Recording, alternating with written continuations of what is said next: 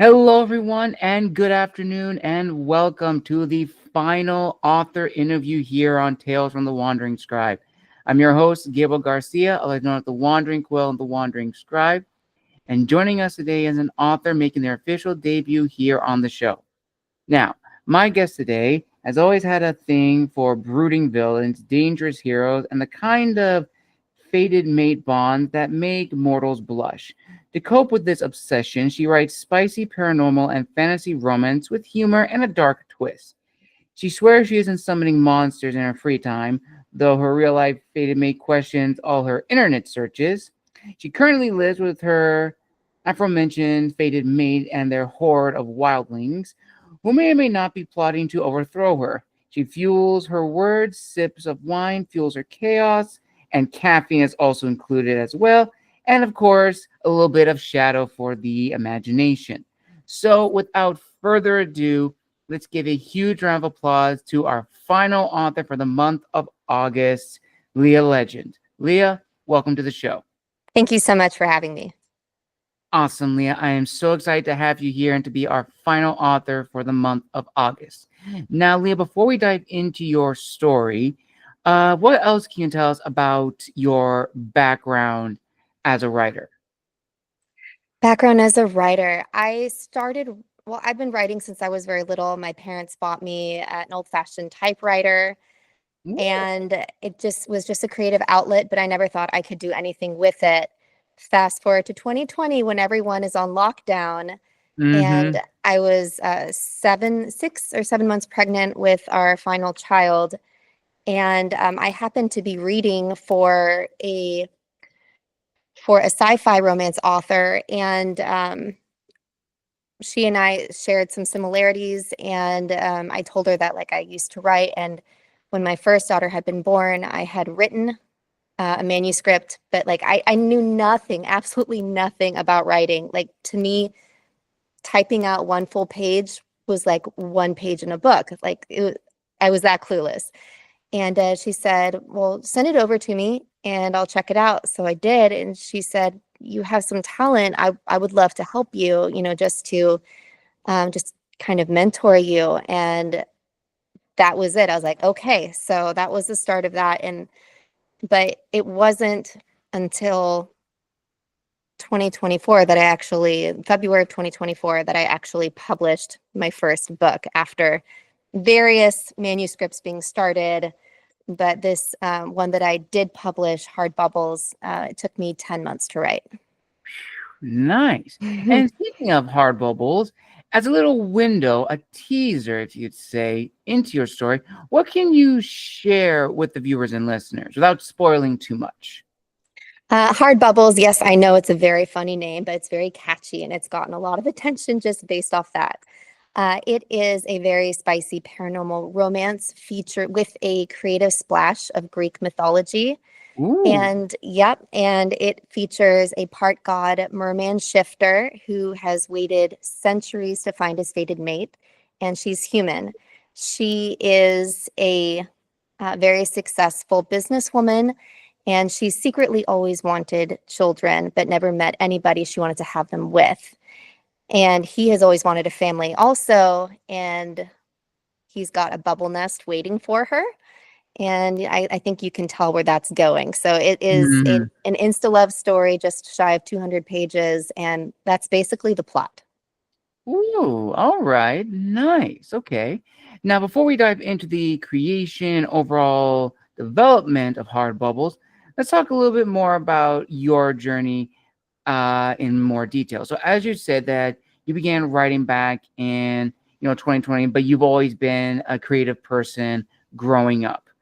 As you mentioned earlier, with that a writer buddy that you've had a really good connection with, and of course down the road developing your voice and figuring out what kind of stories you want to write, what would you say definitively was your aha moment that really pushed you to pursue writing in form of publishing your first story?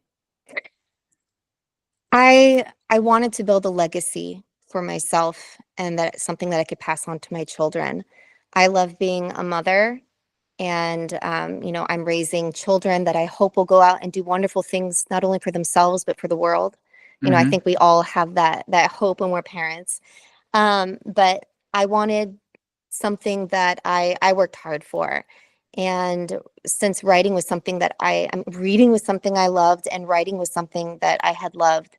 And so, um, my father was a dentist growing up, Ah. and he owned his own practice. And so I grew up seeing my dad as being the boss and having his own business. And so it planted a seed in my mind that I knew I always wanted to grow up and own my own business in some form or fashion. And I love helping people. The jobs that I've had in the past have always been some form of customer service, and that brings me joy. And reading brings so much joy to so many people. It's therapy, it's an escape. I mean, there's just so much that you give when you write a book, and like as a reader that you receive. And Mm-hmm. so it was a natural fit. Nice. Awesome. So now let's dive into the construction of hard bubbles. And there's only some fan questions sprinkled throughout the interview. The fan questions that I've been receiving throughout, I want to say the last few have been really, really exciting. So, as a little teaser, not teaser, but as a little intro into this segment of the interview, one of my viewers asked, when you began developing hard bubbles, did you start off with an outline, or are you a spontaneous writer? That is something I tried to figure out for 4 years. Um, I asked every author that I knew, like, what was their method, because when you're a new author, you don't know what your method is. And so I tried everything under the sun. And I thought if I was going to be a great author, well, they don't have outlines. I thought, and in my mind, I was like, I'm going to be like Stephen King. It's just going to come out of me, and it's going to be there, and it's going to flow. And what I found is that the way that my mind is wired, I'm high ideation, if you're familiar with Gallup strengths.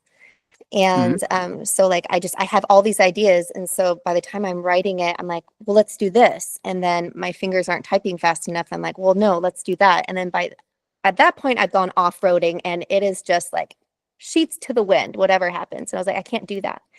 So because I had rewritten too many manuscripts that way. Mm. So I do plot, and I like this a lot better. I call it um, my name for it is like a flash outline. Right. So I basically go through the entire story, and I'll just do like a sentence here, a bullet point, and it'll flow beautifully.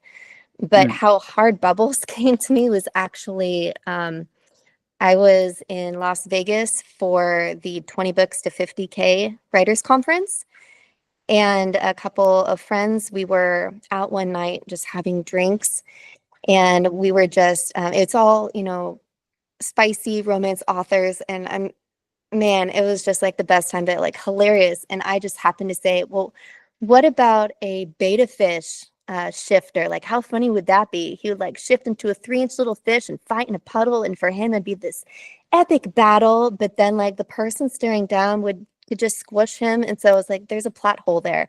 Mhm. But so I started with that, and on the plane ride home, when I had sobered, I was like, okay, I have something, but I don't want to write this completely off the handle story, because that's just not the author, that's not the brand that I wanted for myself.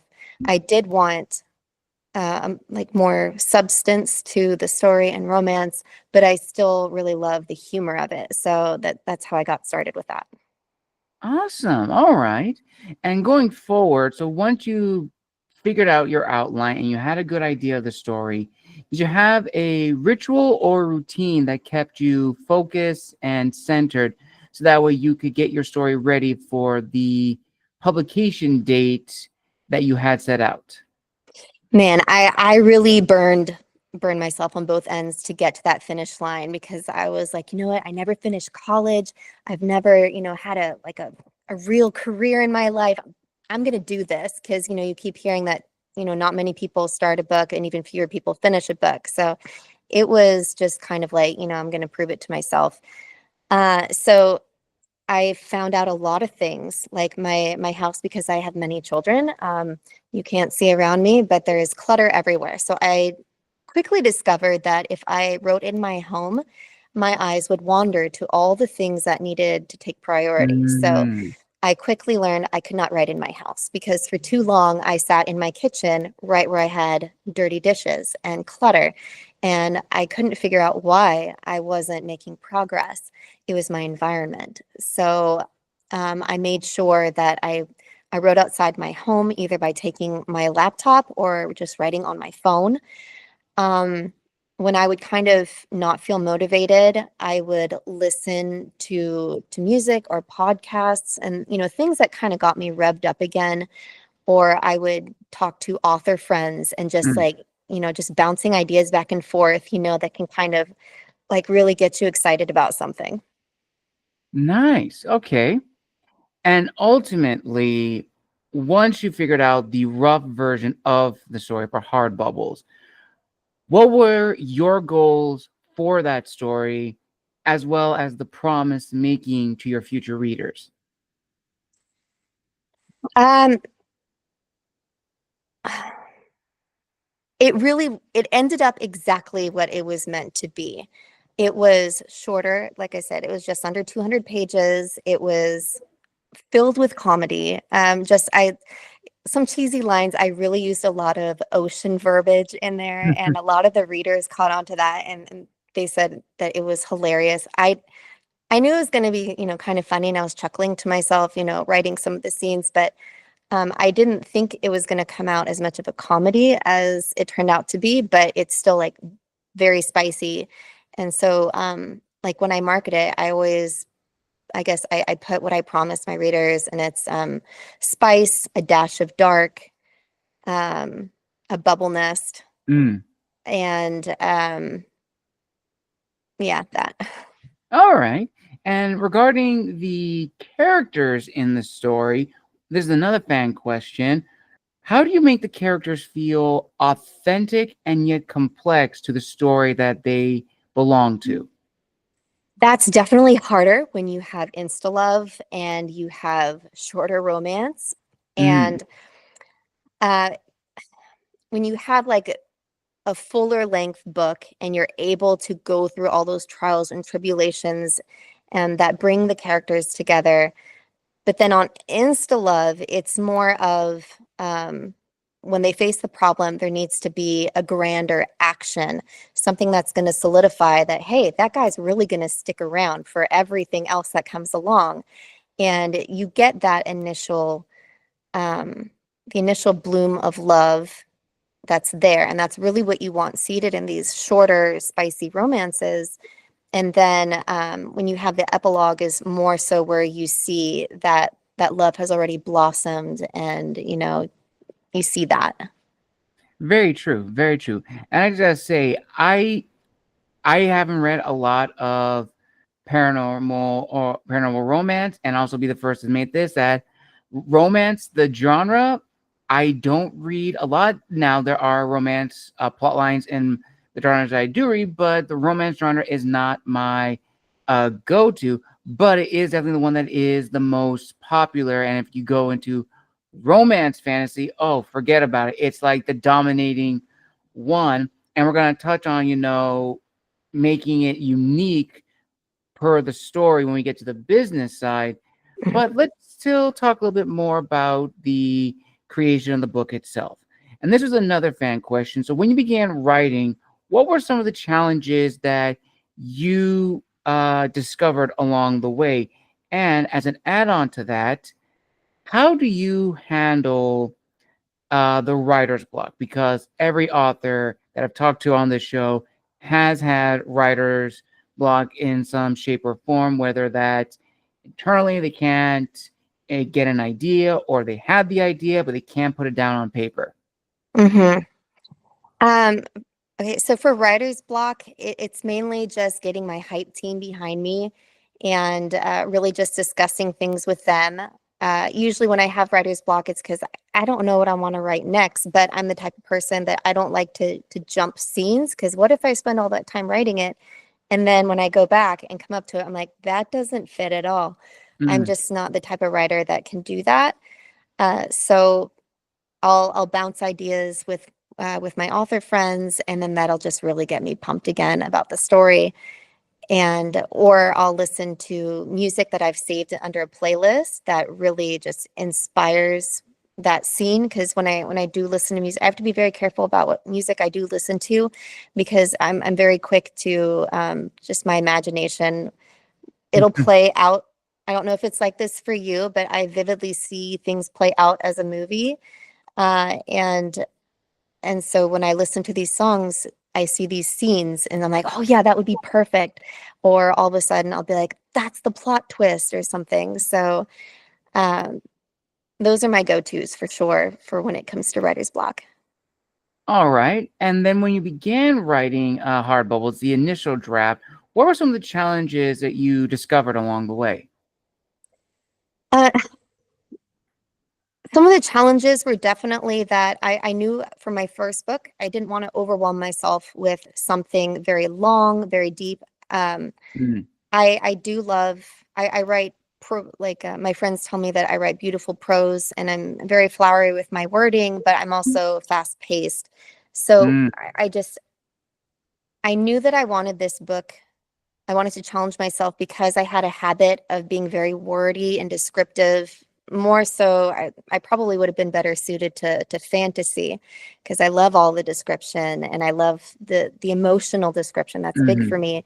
And so it was a challenge for me to cut that down, and especially like to delete scenes and things that didn't move the story along, because again, since it's insta love, I and short, I didn't have the time really to have them go across this massive journey. So that was definitely a challenge, having them still have this love that blossom, and for readers to feel like they believe that, they're going to last, and they're not like, oh, I wasted my time for something that's not believable, even though it's completely made up. Very true. Very, very true. Another more personal question. I think you also touched on this before, that since this is your first book, you didn't want to go down that direction as you mentioned before.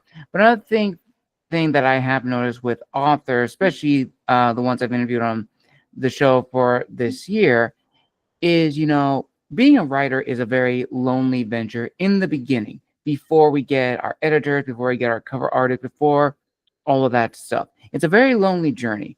And sometimes we're hesitant to share that journey with others, whether it's our own family or our buddies, our friends, what have you. And some people who I've had on the show have told people in the beginning that they were writing a book, and they didn't tell them to the very end when the book was published that they had written a book. So for you, Leah, when did you tell your friends and family that you were embarking on this new venture? So I told my parents tentatively that I was writing, but I said, you're not allowed to read it. And my mom was just thrilled for me anyway. And I made myself a promise. I'm the kind of person that if I've got something joyous to share, I want to share it with my Mhm. friends. I want to yell it from the rooftop. And so it was very hard for me not to say anything, but I wanted to be taken seriously. And so I said I wasn't going to tell. I still haven't even posted it like on Facebook. If we're just Facebook friends, you don't know that I'm a writer. You don't know that I haven't Mhm. published anything, because I want to have something backing me, so that when people say, oh, little housewife, oh, how cute, you write books, and be like, no, I actually am someone that people around the world love writing my book. So that was just important to me, which of course is an insecurity, but um, I I have a lot of confidence now that I've Mhm. published. Absolutely. And kind of leading on that, before we get to the next question, I think the one thing that as authors we need to talk about is handling reviews and feedback. Mhm. Because reviews and feedback are very critical. They help motivate us and push us to be better writers. But there are other instances where feedback and critiques are not given in the best light or presented in the best format. So for you, Leah, how do you handle those very negative reviews and harsh critics? I'm very fortunate that I have not received any. I've received a few bad reviews. I mean, but considering what my book is about and how ridiculous some of it is, I'm very surprised that the love that it received from so many people. Mm-hmm. I wrote it down here. I'll tell you. Um, so right now on Amazon, I have a 3.9 rating out of 463 reviews. On That's not bad. Goodreads, no, it is not. I am happy with that. And I've got 3.6 on Goodreads out of 608 reviews, which Goodreads is a little bit harsher on the reviews. So, but I mean, for what it was and as it was intended to be, I am very happy about that. And another thing is even though I wanted to be published within the first year that I started writing and that didn't happen, it turned out to be a blessing in that I because once you publish your book, you're Mm-hmm. busy on the business aspect, marketing your book, because as an indie author, as I am, you wear all the hats Yes. and you are reliant on the community that you build. Since I had not published for 4 years prior, but I was still living as if I were an author already and treating it as such, as a business, I was already making author friends. I was seeing their struggles behind the scenes. I was already in the author Facebook groups. And because of that, I learned and grew so much from the time that I was a little newbie person and that couldn't take a single critique without getting defensive to when I published. And it made me realize that reviews are all subjective because you will never please everybody and you shouldn't want to please everybody. That's Mm-hmm. impossible. And that's not a realistic expectation. The reviews, when I do get them, especially on Goodreads, so since you can reply to those, I do reply and I say, thank you for reading, taking the time to give a brand new author a chance. Because I mean, they're taking a chance on a complete unknown. And I'm very grateful for that, even if they didn't like it. And I suggest someone else to them who they might prefer. Most people, when they read my book or in reader groups where they ask for recommendations and my book is recommended, they will also recommend Emma Hamm, who is a very well seasoned author, and she writes also mermen, but they're not shifters, and her world building is beautiful and it has a lot of depth and a lot of plot. So it's not like my book, but there are some similarities that I won't name here. But in the sense of why people read my book in the first place, they might enjoy her. So I have no problem. And I honestly don't take anything personal because it's all personal preference. That is very true. That is very, very true. And this actually kind of leads into the next question, which is, what does it mean to be an indie author in today's digital age? Because the industry has changed over the last 20 years, Mhm. and especially with COVID, which has greatly changed, the landscape for authors. Before we get to that, I do want to highlight, what it means to be, as you said, an author who wears many hats, especially if you're an indie author, because social media has become a vital tool for authors of all kinds. It Mhm. is necessary. In fact, it seems preposterous for an author not to have a social media presence of any kind, whether that's a website or just anything along the lines. But social media can be a blessing, but it's also a curse. I've talked It with is. many authors. Many authors on the show have agreed that sometimes they've had to become very social on the media platforms, even though they weren't before. And all that can be very detrimental to one's health because, unfortunately, we do leave ourselves exposed to the negative side. And of course, the dreaded imposter syndrome is always going to be there. So ultimately, Leah, here's the question. with those moments of anxiety, imposter syndrome, whatnot, what has disciplined you to still be the best author you can be in not only promoting hard bubbles, but potentially future stories down the road? I will preface this by saying I am someone who has always struggled with discipline and with what's the other word I'm searching for? Discipline and consistency. There we go. Mm, And I am learning now the importance of that. It's so easy to get sucked into the marketing side of everything, and which keeps you from writing your next book. But how do you make more money in the long run? Writing your next book. mm, So it's important to keep that in mind, even if you have to put it on a sticky note to keep reminding yourself that if you want to make more money, you can hustle all you want, but you're going to make more money if you just write that next book.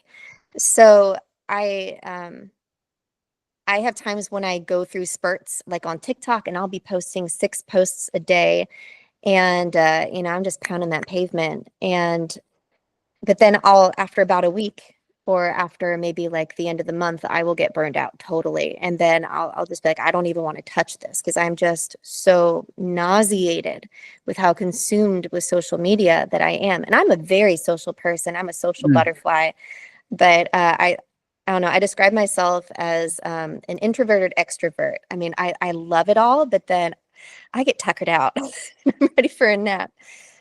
It's very demanding, and unless you're willing to invest in like a PA or mm, someone, if you're making that kind of income that you can justify that, go for it. But then you have to find the right person, and that's all a lot of work. But I rely a lot on my my friends, and as an indie author, you have that community, and we're all about lifting each other up because ultimately we are all in this together. mhm. Absolutely true. And this kind of goes into now the next thing, as you mentioned earlier, that you began writing in lockdown. And that leads to another question, rather debate that I've seen a lot within the indie community. And some context for this question: I've been doing this show now for about 6, 7 years. And right now, over, well, 420 videos on my channel, but about 180 something authors I have had featured on the show, and a majority in recent years all arrived from the COVID years. And this has sparked a debate of whether or not the COVID years was a breeding ground for a golden age of authors. And some say that that is true because there are more voices in the industry, but others say it's more of an iron age because yes, there it is shiny, but a lot of these books were just created just to exist in the void, whereas you have some authors who are stronger. And what I mean by that is, made a decision to commit to this industry and develop their voice. So for Mhm. you, Leah, where do you side on this debate? Are we in a golden age or a new age? That's an interesting question. I've never even considered that. And you make a very fair point because lockdown, everybody was reading books, and there were a ton of people. And I've heard this from people that they're like, oh, I can do that. Or they've read something that they thought like wasn't very good, but had a lot of reviews. And they're like, oh, this is easy money. And so that for them was the reason for that. And the problem was all of a sudden there was an oversaturation where all Yes. these authors that were in these little niche categories and didn't have much competition were making the big bucks. And then all these other people came in seeing these authors making 6 figures and were like, I want in on that. And that's where they got in.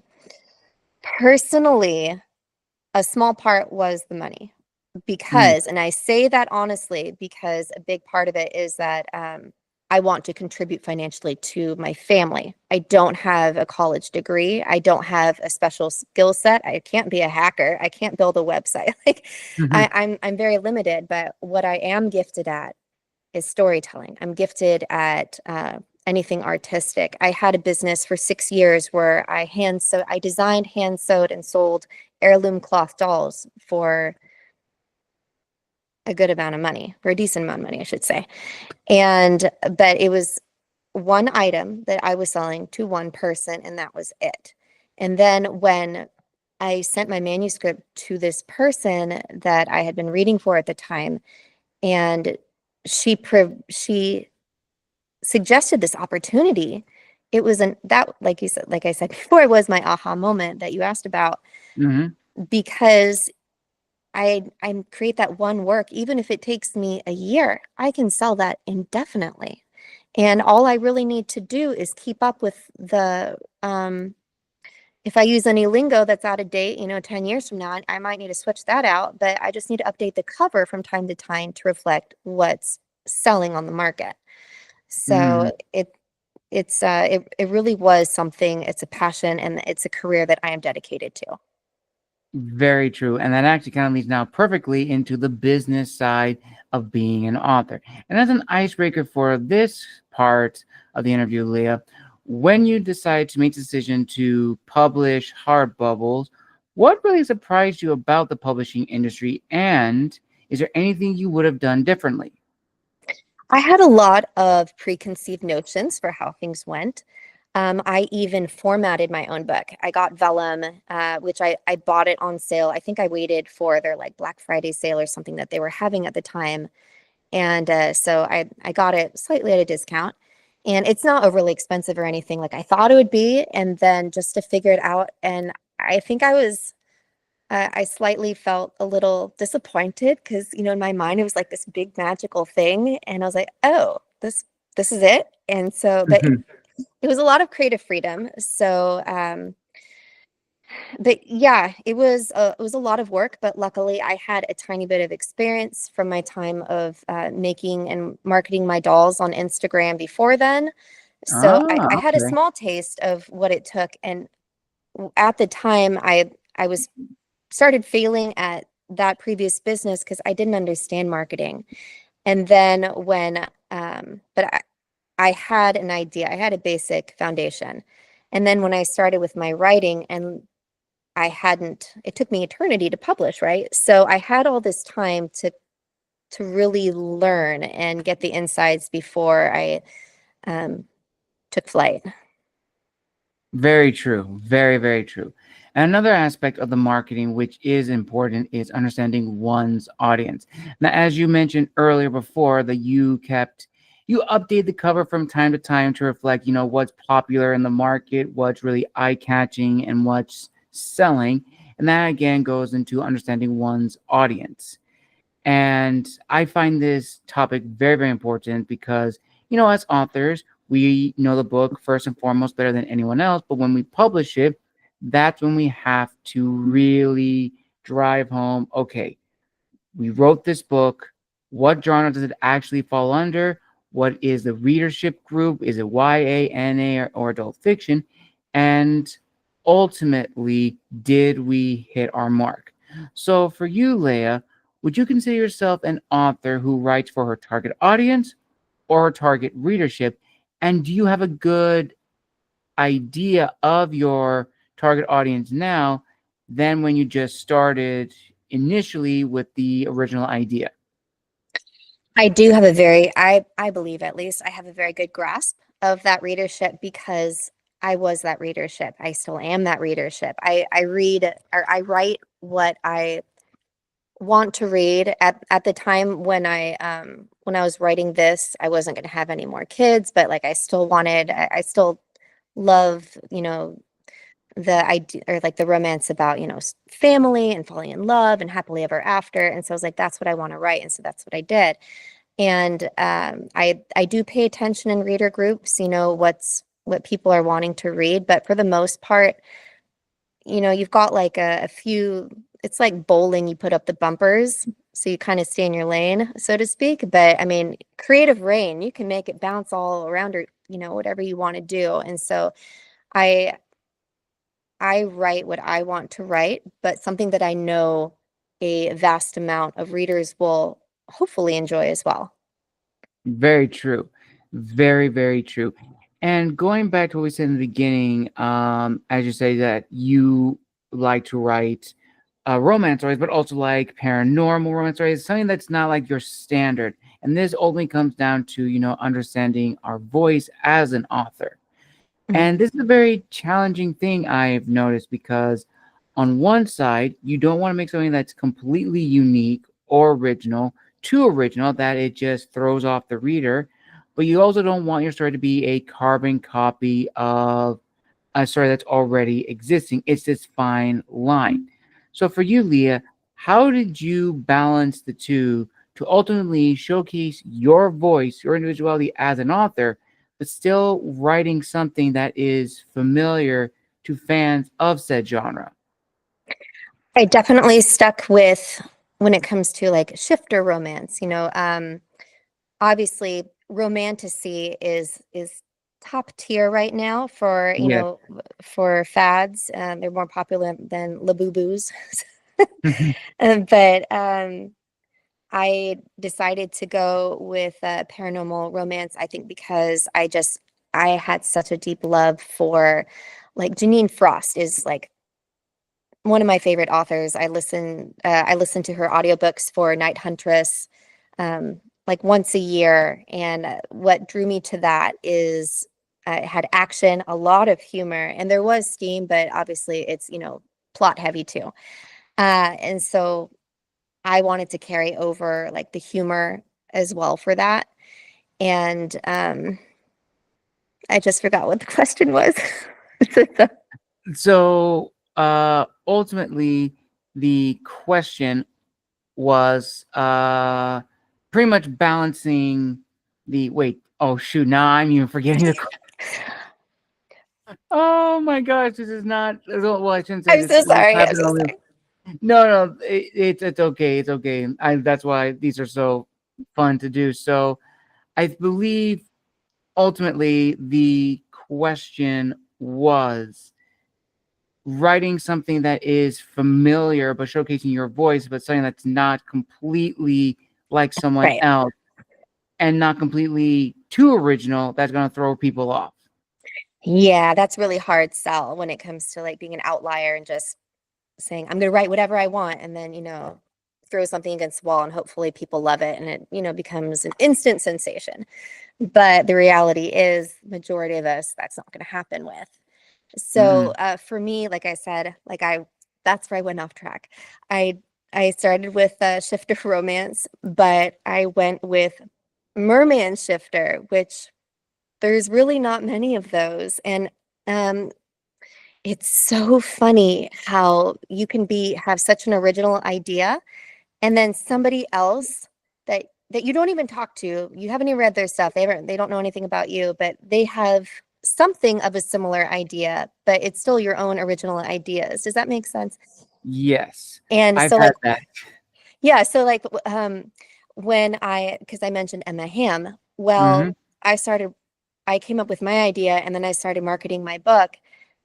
She started marketing her book for her merman, which the key feature is that they have two, if you catch my drift, and that is like two Walla Walla Ding Dongs. And hers also has the same thing. What are the odds that we're both writing merman that like not many people, are writing, and they both have the same appendages? And I was like, oh my gosh, because she's well known, she's established, she's been writing for over a decade. Here I am, a newbie, and I started freaking out. And okay, I'm going off track again. I'm so sorry. But yeah, so I did start with something that people wanted to read, but then I chose something that I didn't know that if they were going to want to read or not. But I just made sure that it was hot and it delivered all the things that I knew my readers would want in a book that they Hmm. read. And I made sure that the cover was super hot. So, I mean, that is literally your cover is your first line of marketing. That's it. So, that's what I went with. Absolutely true. Absolutely true. And this kind of goes into another thing I've noticed, especially for the romance fantasy genre, is the usage of tropes. And tropes can be very helpful, but they can also kill your book before it even gets its due. So, in your opinion, Leah, what do you think is more important to market one's book? The themes of the story or the tropes associated with the story? That's a really tough question. Um, I'm trying to think back, like when I've seen authors post marketing pictures and they'll do character art and then they'll post the tropes because some readers are mood readers. And when it comes to the audience that I know enjoy my reads, maybe they pick it because they want close proximity. They want arranged marriage. They don't really care so much about like what subgenre of romance it is, as much as they just want those specific elements. But I guess I'm going to have to ask for clarification. What do you mean on themes? I guess, well, for tropes, I know for you see books that have like, oh, found family, enemies to lovers, stuff like that. And those are good, but that doesn't really tell you, you know, what the book's about. It's just a lot of tropes. Themes, you can have the themes of like, finding true love, which you could argue is also a trope, but like themes of, identity, who we are, you know, faith, love, truthfulness, stuff like that. Things that are like not like the click tropes, and that Mhm. could probably be better, but like themes that like evoke some kind of an emotional response. Yeah. Okay. In that case, I'd probably have to go with oh my gosh, I can't even talk. Sorry.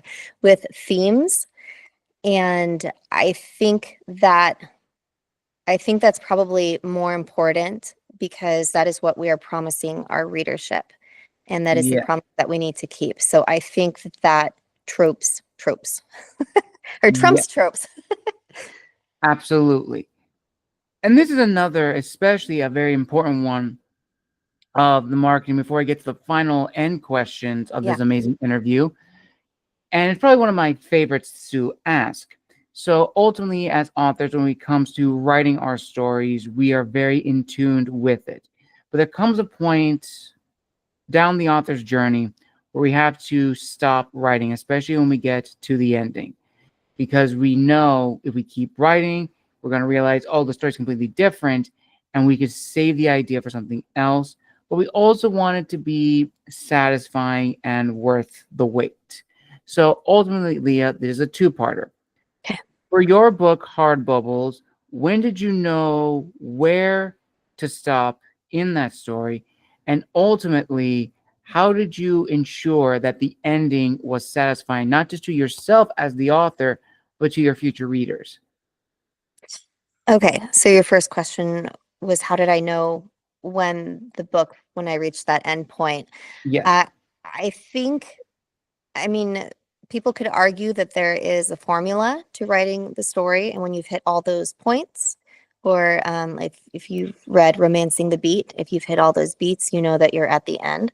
But I think, especially if you're an avid reader, and even when you watch movies, there is a feeling that you start to notice and recognize and feels natural because you've read it repetitiously or you've watched it repetitiously so much that you kind of get a sense for, if I continue, this feels like I've already, we've passed the end here and we're going on to something else, and it just kind of feels, you get like this off feeling. So I guess it's more intuitive for me when they've gone the journey and it just reaches that point. Hmm. I don't know. I'm sorry, that's kind of abstract, but No, but I think it is true. It is true. And then when did you, or I should say, when you finished writing the book, how did you write it in a way that, it was satisfying and it really felt fulfilled? And do you think that you'll probably take that learning experience into your future stories? I do think that I hit on. I knew that it was a fulfilling ending when it had checked all the boxes of all the things that she'd gone through. She didn't.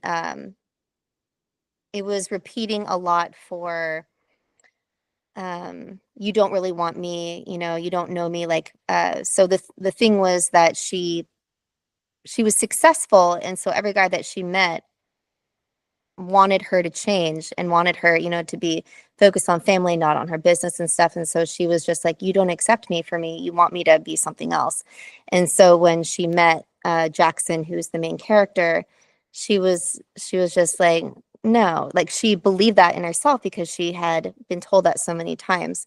And I feel, side note, I feel like that's relatable in relationships, whether, you're a guy or a girl, that, if, where you can feel like rejected for a certain reason and maybe unlovable for a certain reason. And so you kind of self-sabotage, Mm. when genuine happiness and someone that maybe you're fated to be with is presented, and you've built this wall around yourself.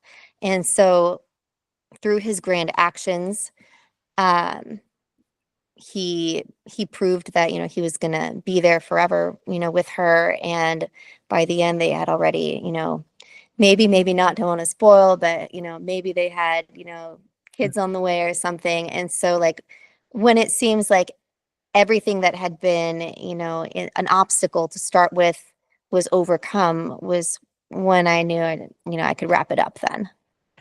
Very true. Very, very true. And this is a little fun little scenario question.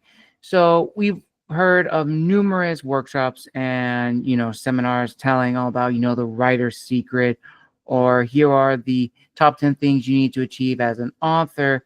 And I think those are very helpful, but I definitely think there are some topics that are omitted from the discussion. So let's imagine this little scenario. Let's say you were giving said talk to a room full of aspiring authors, writers, and whatnot. And in the pool of topics to choose from, what is the one topic that you would like to discuss that is not only a teachable moment, but it also leaves a pearl of wisdom?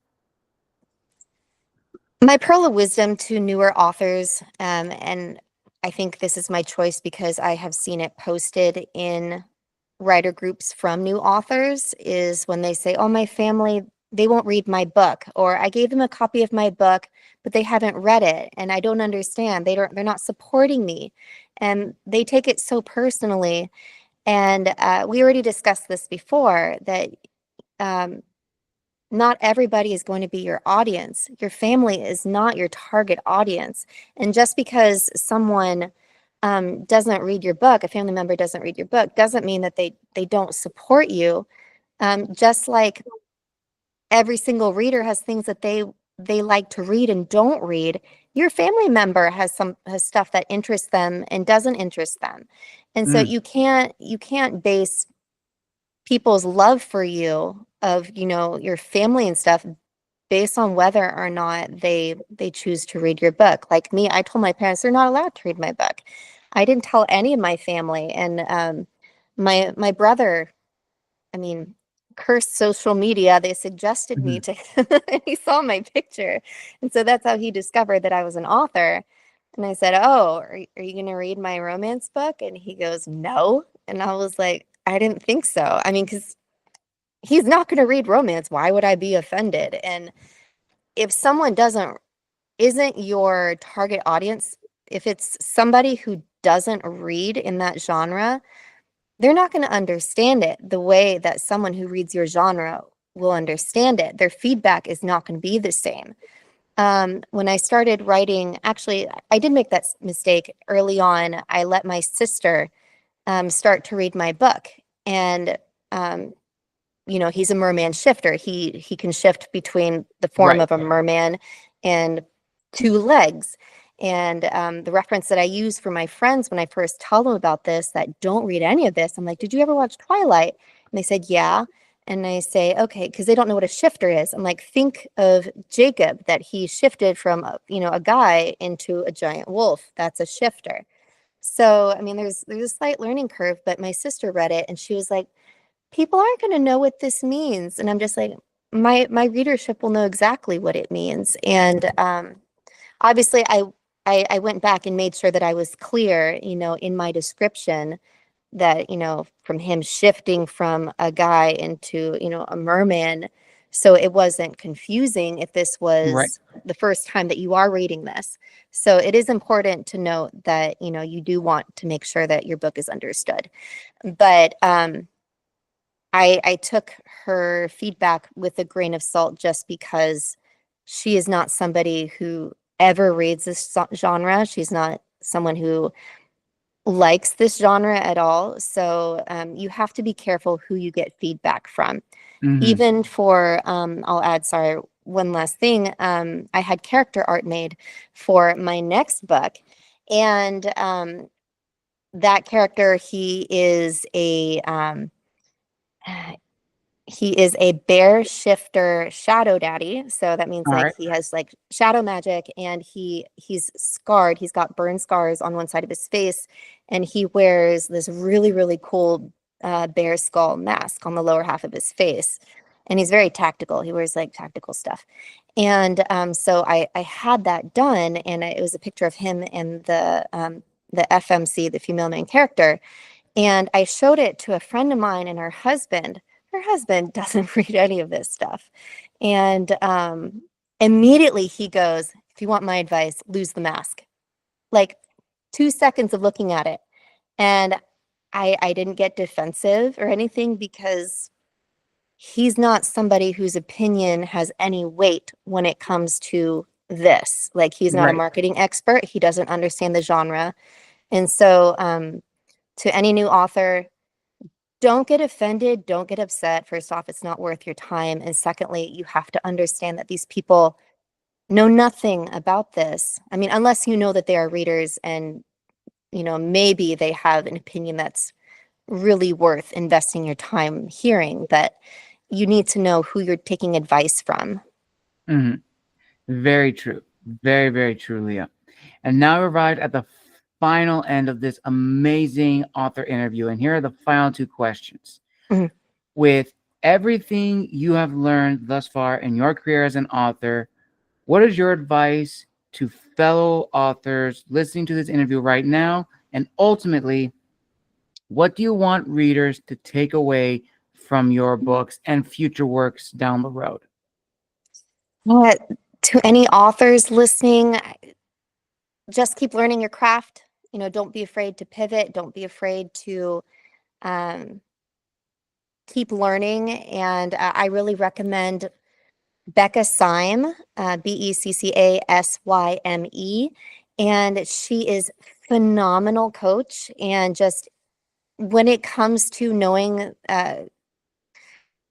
maybe you have a preconception that if you don't do this or don't do that, you won't be successful, or there's Hmm. a right way to do things. And she will change your life about understanding yourself and taking your own strengths and able to propel yourself forward. Like, she has made such a difference. And when I went to two of the 20 books to 50K conferences in Vegas a couple years ago, every seat was filled. Like, everybody wanted to talk, like, listen to her talk live. And so people rushed to get a seat. And she's phenomenal. So I really recommend people looking her up. You can watch all of that you can watch her on YouTube and like on all her socials, but you can listen to the entire conference pretty much on YouTube. It's fascinating stuff. And for any readers, I hope you check out the book. Like I said, it's very niche and direct and to the point. And so, yeah, but Excellent. keep on reading. Excellent. And with that, viewers and listeners, we conclude our final author interview here on Tales from the Wandering Scribe. Want to give a huge thank you to Leah for making her official debut here on the show. We wish her the very best. Now, Leah, where can people find you on social media, purchase a copy of your book, and do you have any special shout outs you want to give to your inner circle who have helped you along the way? I definitely do. For my personal support team, my friends that have been there for me for years and everything, and have really made a difference in my life. Anna Fury, who also writes as Anna Mac. These are all romance authors, needless to say. But yes, her, and then Daisy O'Donnell, and Liv Zander, and Scarlett Snow are authors who have been in my corner, and they write amazing stuff, and it's fantastic. And for my socials, I'm on TikTok with at author Leah Legend, and on Instagram you can find me with Leah Legend _books. And I'm on Facebook, but I spend all my time on Instagram and TikTok. So yeah. Awesome. I'll link all those down below in the description of this video. Thank you everyone for joining us for another amazing episode here on the show. Again, a huge thank you to Leah for making her official debut on the show. And make sure to go and check out her books and leave reviews, because reviews help us authors grow and spread the word. And speaking of books, as a final reminder, viewers and listeners, I am still having the ebook sale that will run until the end of the month. So if you would want to purchase a copy of either The Gathering, Son of Persia, or Last Angel of Earth, I will link it down below in the description of this video. Click on the link. It will direct you to my page. When you buy a copy, it will direct you to Barnes & Noble. Order yourself a copy. And when you get to the checkout, make sure to input that coupon, which I will also provide down below. And until next time, viewers and listeners, thank you again for a wonderful support for the month of August. And I will see you all in the next month. And until then, make sure to like, comment, and subscribe down below. And until next time, this is the Wandering Scribe and the Wandering Quill signing out. Wish you all a wonderful day wherever you are in the world. And we'll see you all in September.